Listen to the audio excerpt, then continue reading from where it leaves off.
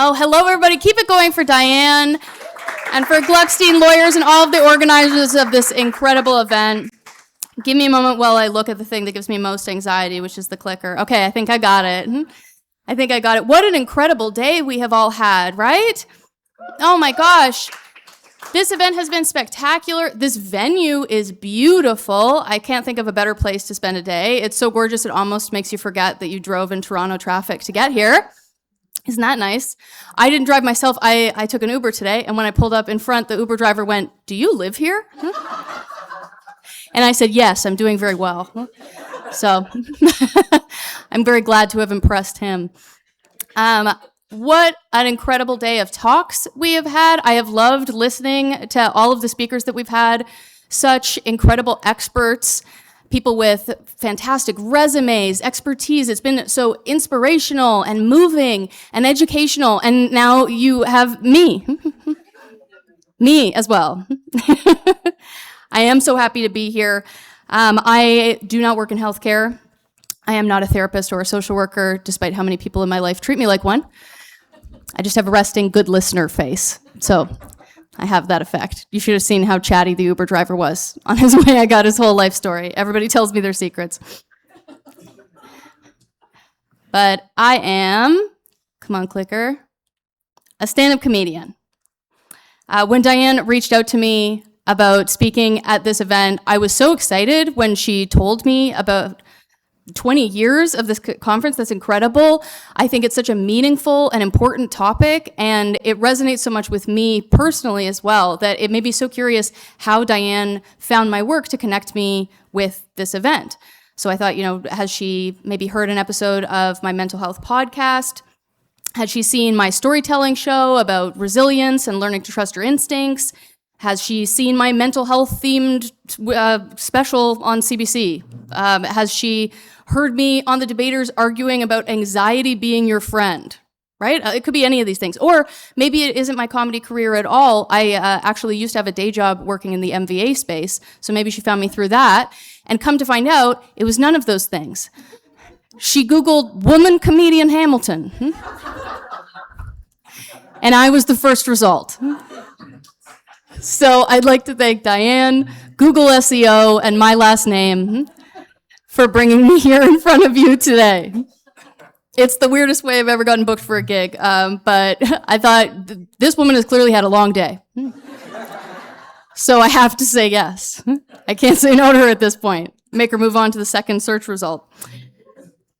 I am very aware as a comedian that a bad day at my job is really different than a bad day at your jobs.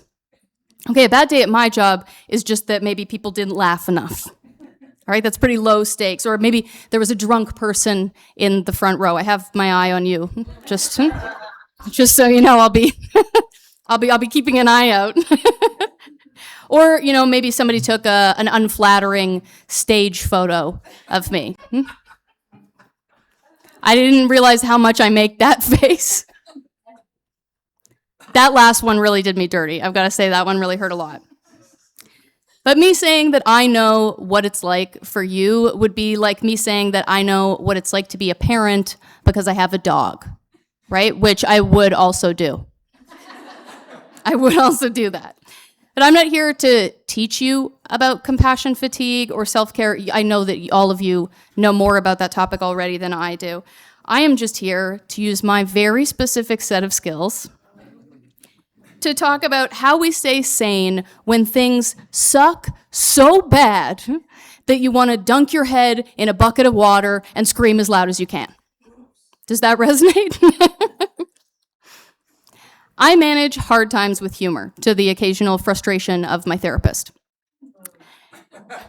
But humor is a pressure valve, right? It's a release so that you don't explode. I think that humor is actually the most valuable tool that I have in my toolkit of self-care. I look at it this way. Humor doesn't fix a hard situation, but it changes how much that situation takes from you. If you can find a way to laugh at it, then you can survive it. Obviously, as a stand-up comedian, I am not in a caretaking profession, unless you count holding some of your hair back after the after party today. But I do have some experience in caretaking in my personal life. My mom has Alzheimer's. Her memory loss and her confusion started showing up in 2017, and over the last 9 years, it's progressed to where it is now. Her short-term memory resets every 30 seconds or so, and she requires constant supervision and care. And before I continue, I want to really stress that I'm fine, okay? I'm fine, so don't waste your empathy on me. Okay, you do that enough. I swear, if I see even one sympathetic head tilt, I will slap you. Okay? I've taken out the cameras, so I will get away with it. But humor has been an essential tool for me in coping with my mom's illness since the very beginning. I'll give you an example. So at first, it was difficult for my sister and I to gauge how my mom's dementia was progressing because my mom has always been weird. Okay? My mom is a delightfully strange lady, which has just made her eccentric and amusing up to this point. But it makes it very difficult to tell what's a dementia symptom. So my sister and I would have to play a game of dementia symptom or mom's just weird. The diagnostic criteria get a little fuzzy, okay, when you got a weird mom.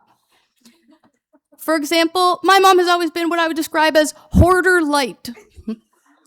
Okay, things are pretty clean. She doesn't have piles of old newspapers everywhere, but is every surface covered in little figurines that she calls her treasures? Absolutely. So when her stuffed animal collection started to grow and grow and grow to the point that you had to scoop up an enormous pile of them off of the couch just to sit down, that wasn't actually so strange to us. My mom has always loved wearing snow pants inside all year. Even in the summer, you can hear her coming like. Okay, so if mom's making some weird fashion choices, that really means nothing to us. A couple years into her dementia, it became Christmas all year at her house.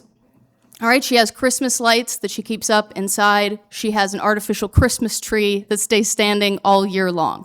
This one might seem like obviously a symptom, but my mom has always had a weirdly intense relationship with Christmas, to the point that every romantic partner my mom has ever had looked like Santa.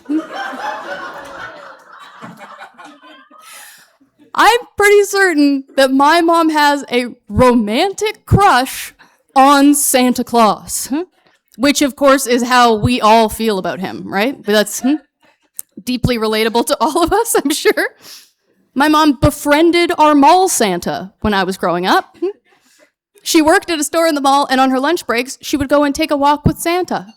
One time, I found a signed headshot from him in our home that said, "To Lynn, love Santa." Just totally normal friend behavior, right? I have all of your signed headshots at home. So sure, it's Christmas all year at her house. That's a little weird, but is that dementia or is that just the life that she's always wanted to live, right? Who am I to judge? Fast forward to present day, I'd like to give you some context about what the situation looks like for her at the moment. My mom is currently on the wait list for long-term care, but in the meantime, she's still living at home with her husband, my stepdad, who we'll call Bob, because that's his name. Not Santa, but you should have seen his beard in the 90s, okay? Like, he checks the box. My mom and Bob have been together off and on for basically my entire life, since I was 2 years old, and Bob is complicated. Who put that there, huh? I didn't put that in. Bob is, to be honest, like the last person that I would want taking care of my mom, which I realize is maybe a risky statement in a room full of mandatory reporters. Okay? To put you at ease, he's bad, but he's not bad enough for anybody to get involved. Okay? Put your phone away. It's fine. He just sucks. You know people like that? Yeah, you know people like that, right? He just sucks. He's impatient, he's self-centered, he's rude. I'd like to give you some trivia about Bob so that you can really visualize this very specific person in your mind, okay? His wife, my mom, has been diagnosed with Alzheimer's for years, and he doesn't realize that forgetfulness is a symptom. That's how little effort he has done to understand Alzheimer's. He told me a few weeks ago, she forgets things all the time. I think it might be the Alzheimer's. Like, yeah, man, you nailed that. He's also the biggest Karen I have ever met in my life. However we feel about that term, okay, that is him. He takes great pride in complaining about things to get free stuff. He still brags all the time about a time years ago when he called up a frozen pizza company to complain that the frozen pizza wasn't good enough. When was the last time you had a good frozen pizza? All right, this guy's got Papa Giuseppe on the line. He's talking to Dr. Utker, okay? Bob calls the police to complain about his neighbors so much that he has the non-emergency line written on a piece of paper taped to the table next to his landline phone. I know. And you're going to hate this one. One time, he was so rude to staff at the hospital that they had him escorted off of hospital property. And I know that because he told that to me as a story about how the hospital was mean to him. He also has no teeth. He got them pulled years ago and decided not to get dentures. That doesn't really factor into anything, but it adds some color. I'm sure that you have all met a Bob or two in your careers. So when it comes to my mom's care, I am the competent one in the room. I'm the one managing everything behind the scenes. I have a sister who is wonderful and a huge emotional support for me, but she has a chronic illness and isn't able to be there physically the same way that I am. So I am the boots on the ground. I am mom's power of attorney. I make all of her appointments. I take her to those appointments. I coordinate her PSWs, and I run interference when Bob keeps trying to cancel the PSWs because it snowed today and he doesn't want to shovel the walk. They live in Belleville, and I live here in Toronto, so I am back and forth from Toronto to Belleville constantly. And honestly, managing Bob is harder than managing my mom's illness. To quote my mom's care coordinator, Hannah, "Wow, that guy's a real piece of work, huh? We love Hannah." I can't tell you how much I love Hannah. Being in their house in Belleville is exhausting.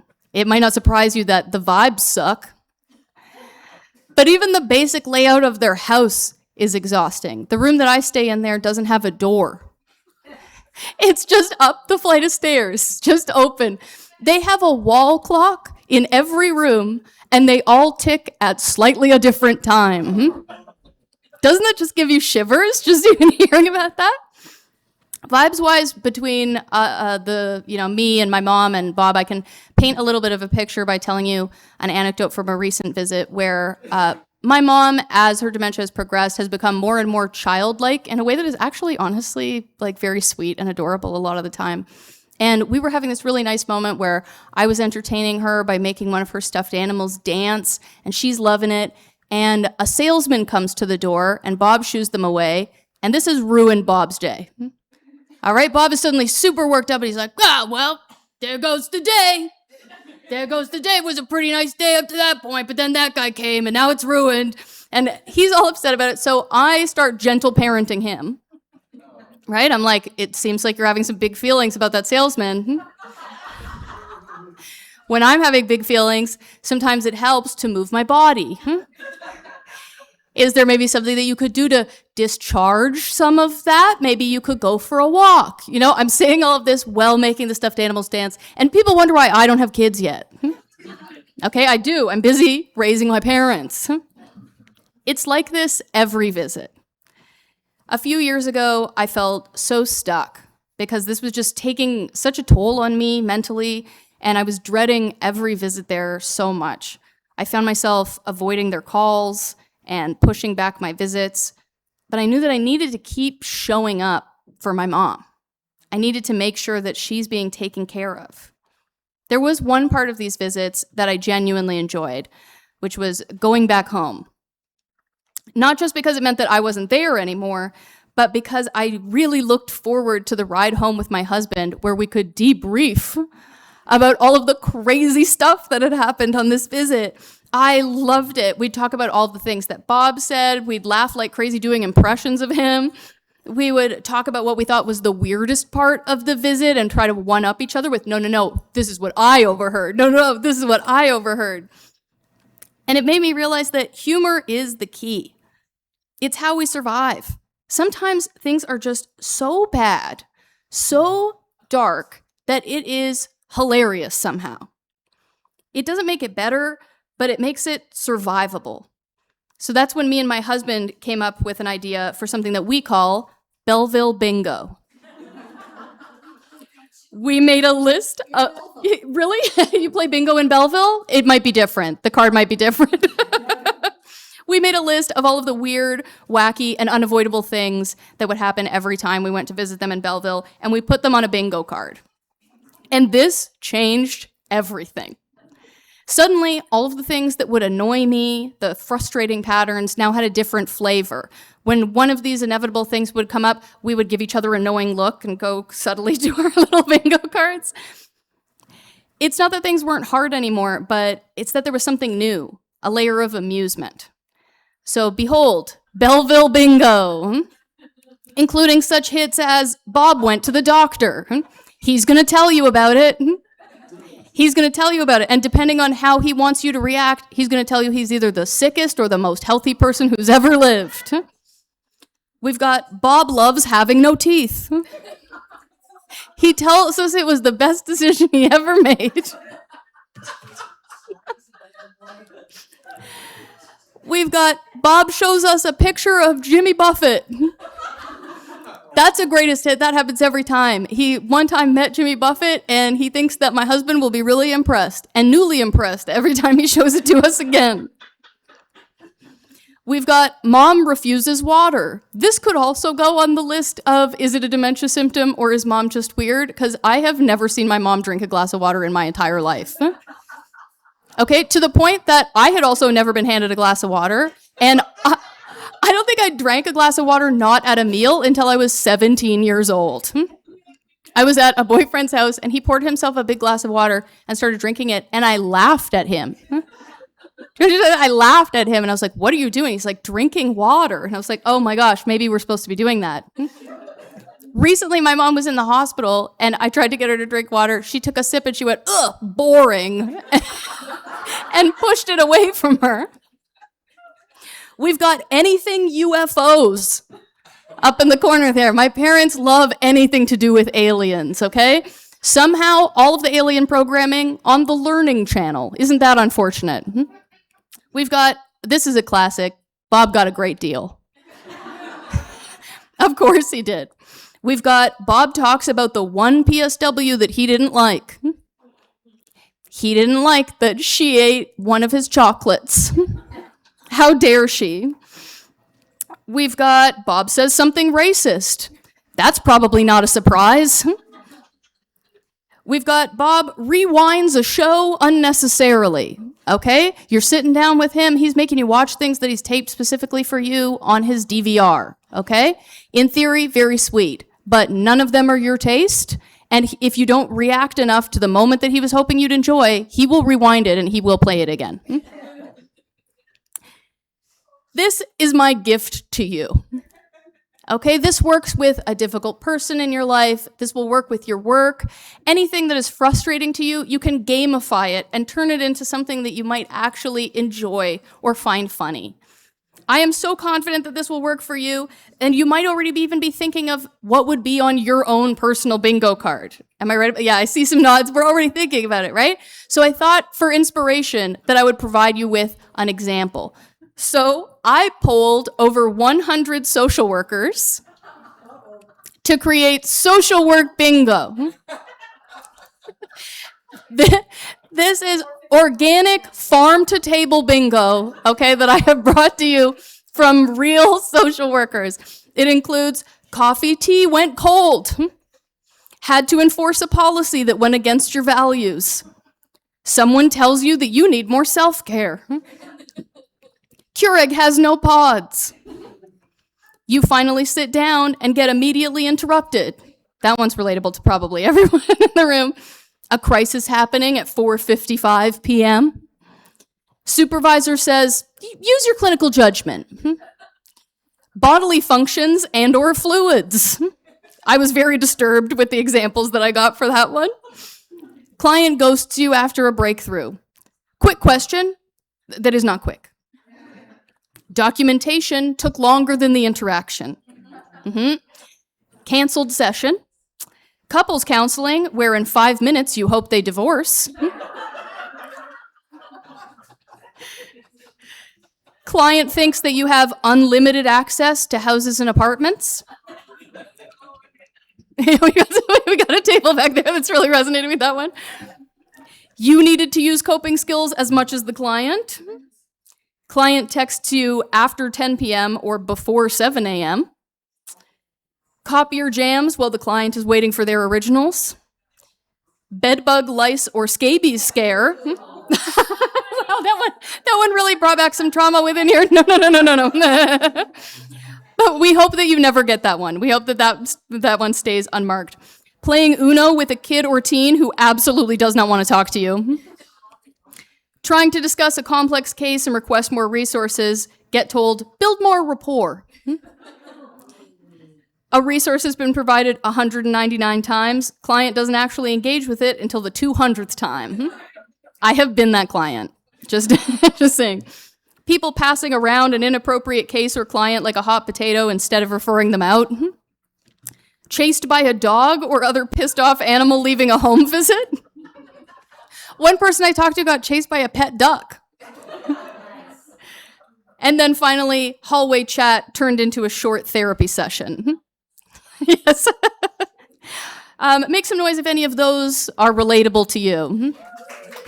Yeah, that's right. I would love for all of you to go home and create your own bingo cards for yourself. I promise it helps so much. When I told my therapist about this idea, she was like, that's an excellent idea. Okay, so it's also been quality stamped by my beautiful therapist, all right? Does anybody have any ideas of what would be on their bingo card that they'd like to share?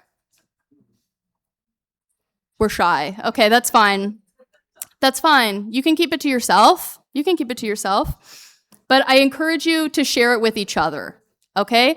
There's a whole networking thing after this. Do some brainstorming together, okay? Create your bingo cards and share a laugh. I think that if I have to guess, that one of the hardest parts about the work that you all do is that sometimes you just don't get to fix it. You can show up and you can care and you can do everything right, and the situation is still the situation. And that's not your fault. It's just the reality of working with people and systems and things that don't always move the way that you need them to. So when you're in that place, when you can't change what's happening, you have to find other ways of staying in it without letting it take everything out of you. For me, that's been humor. It gives you just a little bit of distance, a little bit of relief, just enough to breathe and reset and keep going. And honestly, one of the best parts is that you don't have to do it alone, right? Look around you. All of the people who are here with you today, all of the people who do the same work that you do, they get it in a way that no one else does. And that's why this is such a beautiful event, to bring all of you together. And I can really tell your character and your caring by the fact that you even showed up for this today. So if you take anything from my talk today, it's not advice, it's just permission. Permission to find the dark moments that are funny, to share them with each other, and to laugh about the things that would otherwise just drag you down. At the end of the day, this is where I've landed. I care enough. Okay, I care enough. I care enough to show up. I care enough to pay attention. And I care enough to know when I have hit my limit. And sometimes I care enough to laugh at it so that I can come back tomorrow. Thank you so much.